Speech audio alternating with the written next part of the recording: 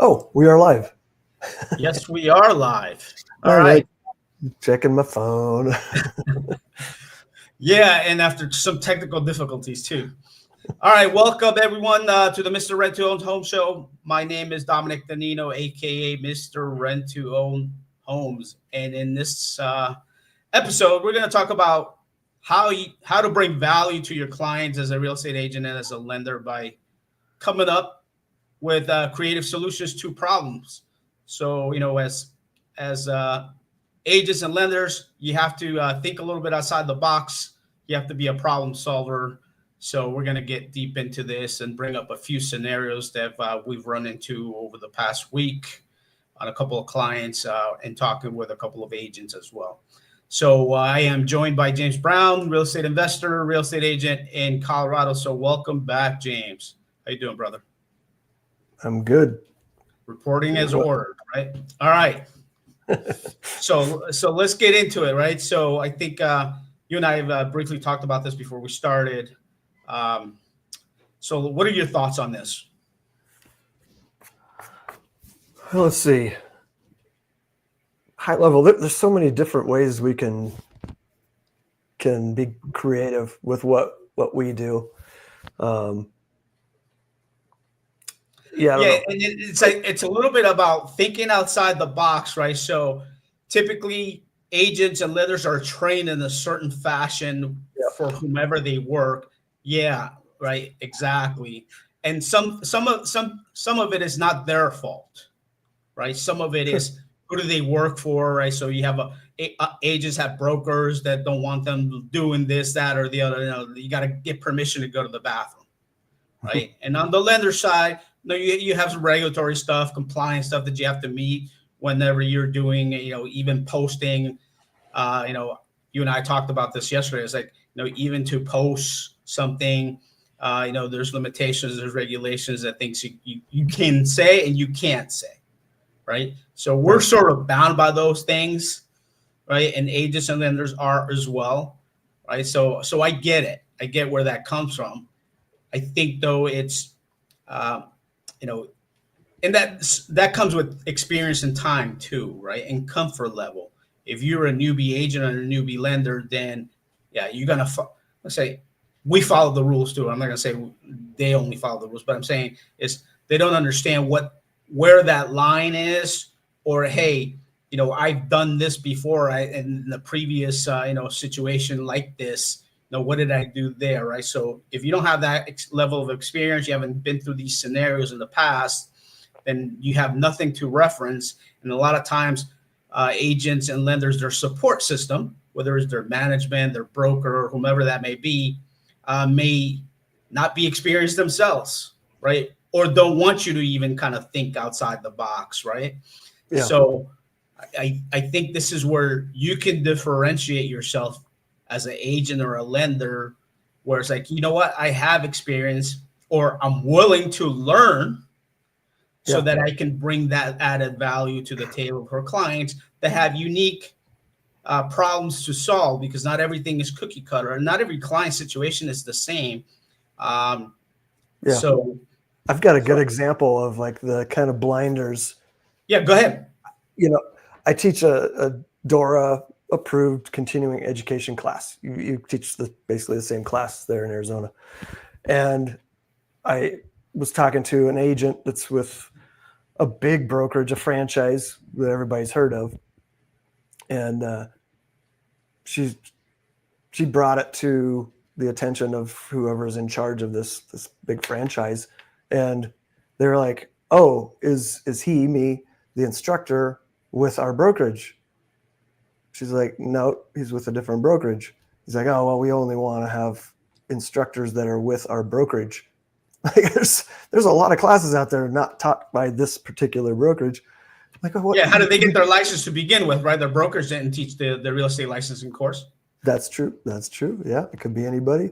So I was just like, the brokerage I'm with EXP, very open and progressive and always thinking of better ways of doing things and how to help people. And this brokerage, which is tanking like a lot of them, probably because of that, kind of just like we just know one thing, and we don't want to get out of the box and want to kind of protect ourselves by not bringing anybody from the outside. But they're cutting their own throats and not able to help their clients because they don't have this information. Like, it just baffles me. Yeah, and I always like to give people the benefit of the doubt. Is okay, nobody taught you. So if nobody taught you, then that's okay, right? But if you're not even willing to learn, then okay, then that's on them, right? That's on them. So, so when we talk about bringing value and kind of coming up with creative solutions, do we want to get in? Do we want to talk about a couple of these scenarios here, and so people can understand what we're talking about, like creative solutions, outside the box thinking? You want to go over the one scenario you have, and then I'll go over the scenario that it was brought to me yesterday by a lender. Yeah, totally. And like every show we've done basically hits on different aspects of what we do creatively, and this is just kind of an extra, a little out of the box scenario, different than. Well, let me just kind of give the background. Like, mostly we're helping people, agents and lenders. We all run across somebody that can't get financing for a loan through the bank in order to buy a house. That's where we come in with lease options, rent to own. Where we can get creative is looking at situations like the one here, where had another agent in another state has a client that inherited a home, ended up, he took out a pretty high interest loan. We might call it predatory. Like, the agent's like, I wouldn't have taken that deal, but he didn't know this client at the time. But anyway, it helped this guy kind of get back on track and stay in this house that the family had owned for 45 years, like since he was a kid, basically. So he wants to keep it. Well, that loan's coming due, and that lender is not wanting to extend it. So he came to us to see if we could help. So we're going to jump in and see if we can help him, as long as he does all the things that he needs to do to be able to get a loan in the future. So in this scenario, he's got a house already, just wants to stay in it. So that's kind of the high level of the situation. Do you want to dive into that a little more? Yeah. So let me touch on a couple of points that you bring up about this scenario, right? So one, and not to point a finger to this particular agent, right? Because his thought, well, I wouldn't have done that loan because he brought up the predatory, right? But here's the thing, he fails to understand is the person that lent the money isn't an institution. Right. So they're not bound by any rules or regulations as it relates to predatory, right? It was a private individual that did a private loan. So as long as the two parties agree, it's just like, hey, James, lend me $20 and I'll pay you 50% interest, right? I mean, we're not bound by anything like that, right? So they both agreed to it. Yeah. So both of guys agreed to it. In the private lending space, 12% is no big deal. It's typical. That's normal. Yeah. That's pretty normal, right? Yeah. I've seen it all the way up to 18, 22% in the private lending space. With points paid up front too. Yeah. Well, why is this so high, or why could it be high, right? So people, we understand investors, and we work with different investors that do private lending out of their retirement accounts, self-directed IRAs, or they have capital to lend, or, and multiple methods, right? So the individuals aren't bound by those things. If you're acting like as a company or a licensed lender, then you have different rules that you're bound by. But individuals aren't. So he borrowed privately from an individual, right? Yeah, exactly. And those terms are agreed upon by the individual, right? They aren't bound to give them a traditional 30-year government-backed loan, right? Those act differently, right? So 30-year amortized pay down, right? So he took out a private party loan, interest only, which is how they lend on those, right? They don't do 30-year amortizations where you're paying down a little bit of principal each year. And in addition, the loan has a balloon, or, a period of time. It's like, hey, I'm lending you interest only. Actually, home equity loans act this way, right? They give you a 10 or a 5-year or a 10-year draw period, and then you have to either refinance or take out a new or do something with it, right? Right. Yeah. So home equity loans come from credit unions and banks. So their rules are different on home equity loans, right? So if it were illegal, they wouldn't be allowed to do that. So a private individual is lending the money, gave them a term with a balloon, say, hey, I'm giving you 2, 5, whatever that term. And after that, you got to pay me off or do something or refinance or sell the house, right? So if these things don't happen in that time period, then the lender has the ability to say, hey, where's my money, right?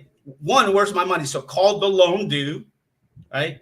And if the borrower doesn't do anything with that, then the lender, based on those agreements, if their contracts are recorded and so forth, they can go through the process of start foreclosure proceedings, right? Yep. And so that's the initial question, and this is where they find themselves. And the initial question when you brought this to my attention, and how do we solve for this problem, is like, well, have they tried to refinance with a local bank or a credit union or somewhere, right? Because that's what happens. Like somebody's like, okay, yeah, I'll borrow for a period of time and then I'm going to go refinance, right? But when I start hearing those things, my antenna goes up. It's like, they probably don't qualify, right? It's either credit or income. In this situation is income. They can't verify the income. The income may be low, or, they don't get paid a traditional W-2 job because, again, we're in the new world. Not everybody punches in, punches out, goes to a factory working 40 hours a week, getting paid $20 an hour. And, that's the old way, right? People get paid differently. They get paid 1099s. They get paid cash through Venmo, Zelle, Cash App, PayPal, all these ways that people do side hustles or other businesses or self-employed, right? So the traditional lending doesn't always, isn't too fond of that. Right. And so they have their method of qualifying somebody. And in the sense is this person doesn't have enough of a history, right? They don't have the amount of history that's required to qualify for a traditional lending, FHA, conventional, anything that's government backed. So this is where they find themselves, and they're looking for a solution. It's like, okay, well, what do I do? How do I do this? I can't refinance through a traditional bank. Can you guys help me come up with a solution as to, hey, I need this problem solved for now until I can document my income in a year or two, or I have enough history to go back to the traditional lending and then get an FHA loan or conventional loan at that point in time. So this is the situation that this individual finds himself with. So the agent that we sort of know from a different group comes to you and say, hey, I know you guys do this, that, and the other. It's like, can we hop on a call and kind of go through this scenario, see how we can solve the problem? So we hop on the call and kind of ask the questions that need to be asked and see, okay, how do we come up with a solution today? And then how do we get them to the finish line? Because that's important, right? If there's no finish line, if we can't get them to the finish line to be able to exit through the temporary solution, then that's going to be a problem, right? That's a problem, because we don't want to solve one problem and create another. Exactly. Right? So there's got to be a path to that, right? And so we kind of walked through the scenario and kind of took down some information on what was going on. How do we do this? How do we do that? What needs to be done and so forth, and to kind of create a solution for it, which we have, right? Which we have now. The individual has to do their part too, right? So we've asked them to provide us certain information, like condition of the property. Okay, give us your documentation for your income and so forth, right? So that way we can know that this is going to have an exit. And, to confirm what right. So when we talk to somebody, it's like, okay, tell me what's going on. Tell me what you're saying. And I'm going to jot it down. Now I also have to verify what you just said. Right. So, yeah, I believe you, but I still got to verify just to make sure that we covered ourselves. We, got all our ducks in a row. That way we don't put somebody in a worse situation that they're in. Right. We never want to do that. So it was confirmed. Now, somebody tells us one thing, and then what they provide to us and give us is maybe not the same thing. I want to say that somebody lies, or it's just, hey, in their eyes, they think it's one thing, but in reality, what we look at as professionals, as we're doing this for a long time, it's like, okay, no, this doesn't match your story here, right? Because the story has to make sense. This doesn't match your story. It's like here, it's like, so even if we did solve this, where's the exit point in this transaction, or how are we going to solve that, right? So part of it is having the discussion and being candid as possible with the individual. Say, look, you're in a bad situation. No, we want to help, but we're not going to take on your problem without a good solution to it.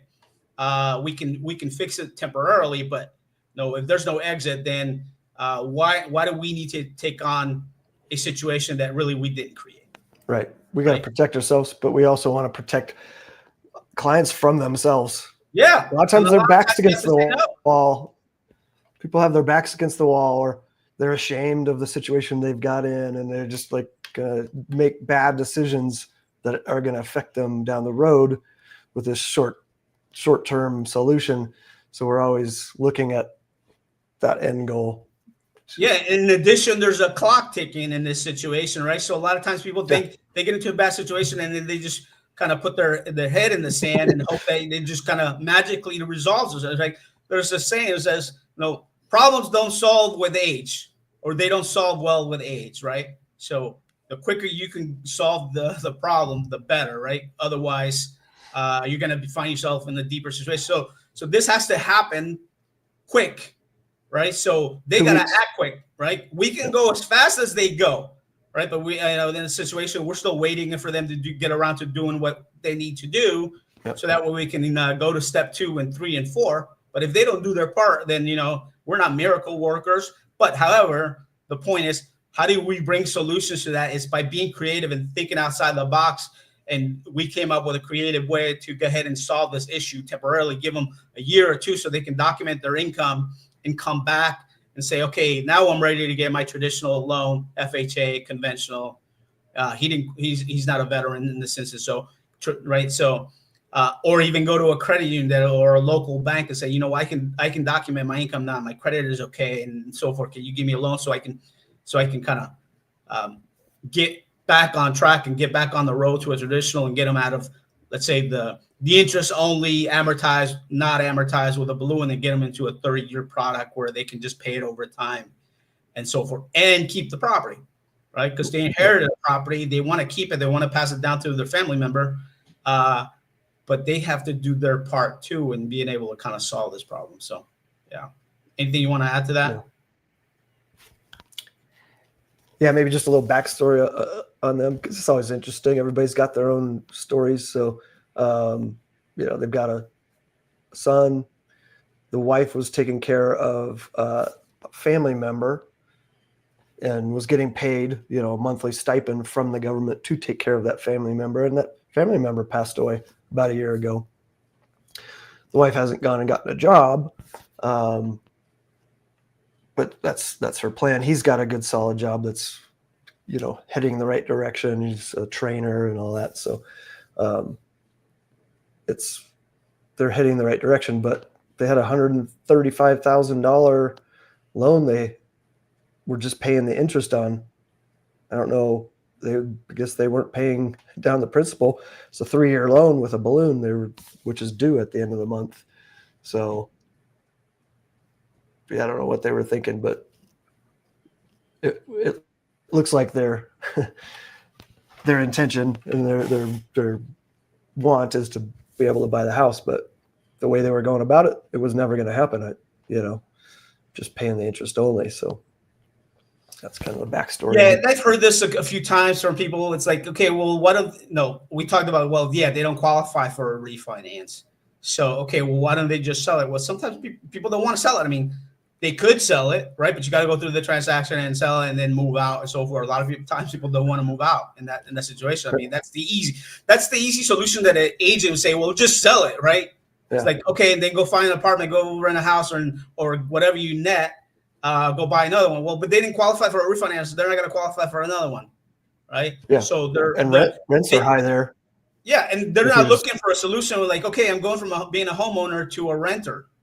Now that could be a plan C, D, or E, if we didn't have a solution for them, say, you know what, this is kind of your only out, so that way you lose the house and lose the equity that you may have. Yeah. Right. In this instance, they do have some equity. So if the lender forecloses on it, they're going to lose out on that. Right. So, here's an opportunity to kind of use some of the equity to kind of help you out of this bind. But again, having a solution to that problem. Right. So I want to bring up another situation here that in talking to a lender. Right. So you get scenarios from agents and lenders, and so do I. Right. And so we kind of walk through these. It's like, okay, what are we solutions? So we kind of brainstorm these issues to come up with a solution that solves the problem today, and then get them on the right path. So in this instance, you have 3 applicants or 3 people that want to buy a house, right? Together, yeah. They want to buy a bigger house. Now, 2 of them already own a house, so they're going to convert those into rentals.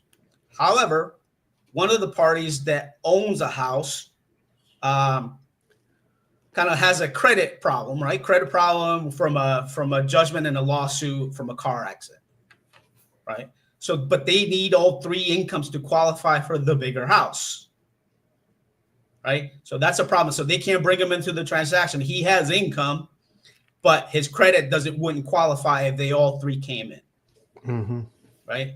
So and then the other 2 parties have money to put down. Right. So so a way to kind of solve for this is, hey, if the person that doesn't qualify for credit, can this be solved down the road? Yeah, it can be solved. Right. So they're going through an attorney and kind of going through this lawsuit and so forth. But as long as we can document that the attorney is going to be able to solve this problem, hey, it's going to take a year or 2 or 3, then we can go ahead and say, okay, we'll give you time to potentially get some cash out of that property. Right, even though you don't qualify, we're going to do a creative transaction, give you some cash, so that way you can use that money to buy the new property with the other 2 parties, and then we're going to also do a creative transaction on the new property that you want to buy. Right, so now down the road, once he's fixed up, then they can go back to a traditional lender, an FHA or conventional. And then on the new occupant, they can refinance and say, yeah, I'm good. All 3 of us have income. Our credit is good. We can refinance out of that, and then do the same thing on what will be a remaining investment property. Right. And go, okay, my credit is good. That's an investment property. I don't live in there anymore. I can get, one of our investor type of loans. And that property becomes a rental, and they get to keep that property as well, whatever equity they've been able to build up. But they couldn't get to these 2 transactions without a period of time, right? And so this is kind of the solution that we can bring to the table for them and say, hey, we'll help you get some equity, buy creatively, and kind of solve the problem, and then get you to that finish line in a year or 2 or 3 or 4. But this is kind of the outside of the box kind of thinking that's required. But it only comes with experience. And so this is the value that we bring. And this is the value that we bring to agents and other lenders that are in our network, that know what we do, and they come to us for a solution. And then the benefit to that lender, because it was brought for me from it's a relationship with an agent that brought that client. They try to pre-qualify him. They don't qualify, right? So he's not bringing any value to his agent by having the solution. But the value that he's bringing is that he knows us and says, hey, what can we come up with this? Now, that lender may not be able to get paid on the transaction today when we do the transaction creatively, right? But they'll be able to get paid down the road when it's time for the clients to get the refinances done on both of the properties. But he's giving the opportunity for that agent and that client, the agent to get paid on a commission on the bigger property that they're trying to buy, right? Because in our transactions, we pay agents commission from the buyers brokers on that particular property, right? So we pay them as a referral fee. And then when the lender has the ability to refinance them or get them into a traditional loan, then they get paid on that transaction, right? So if you're a lender, you could bring that value. You say to the lender, like I told him, say, look, you're not going to get paid on this today, but you may have 2 deals here in a year or 2 or 3. If you're going to be in the business for a period of time and you haven't gone out, you haven't quit the industry because of how things are right now, then you're going to be around. So you not only do you need loans today, but you're going to need loans in a year or 2 or 3.